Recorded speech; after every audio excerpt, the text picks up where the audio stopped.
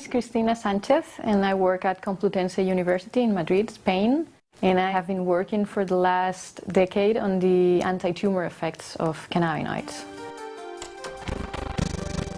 In the early 1960s, Rafi Meshulam from the Hebrew University in Israel characterized the main compound in marijuana producing the psychoactive effects that we all know. The cannabis plant has been known for millennia. After the discovery of this compound, that is called THC, it was pretty obvious that this compound had to be acting on the cells, on our organism, through a mechanism, through a molecular mechanism. And in the 1980s, two specific targets for THC were discovered, something that we call cannabinoid receptors. And after the discovery of the receptor, it was obvious that our body has to synthesize something that binds to these receptors. It was pretty obvious that was something endogenously produced by our own bodies that was acting through these receptors.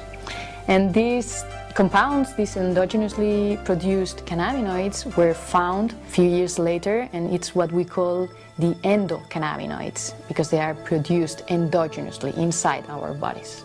These compounds, the endocannabinoids, together with the receptors and the enzymes that synthesize, that produce the endocannabinoids and that degrade the endocannabinoids, are what we call the endocannabinoid system.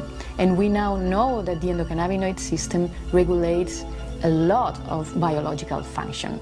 Appetite, food intake, motor behavior, reproduction, and many, many other functions. And that's why the plant has such a wide therapeutic potential. We started working in this project 15 years ago, and it was basically by chance. We were working with astrocytes at that time, and we decided to change the model and work with astrocytoma cells, the tumoral cells. And we observed that when we treated these cells with cannabinoids, THC, the main psychoactive component of cannabis, it was killing the cells in our petri dishes.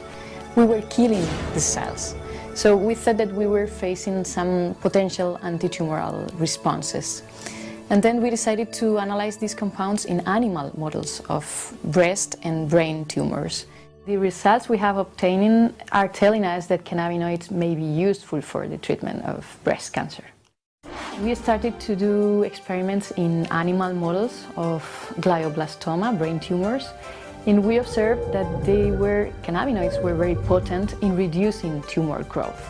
Cells can die in different ways, and after cannabinoid treatment, they were dying in the clean way.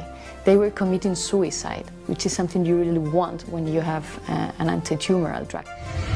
One of the advantages of cannabinoids or cannabinoid-based medicines would be that they target specifically tumor cells. They do not have any toxic effect on normal, non-tumoral cells.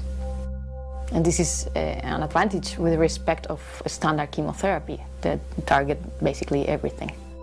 When we started to see these anti-tumor and cell-killing effects on cancer cells, we decided to set aside our metabolic studies and to focus on cancer.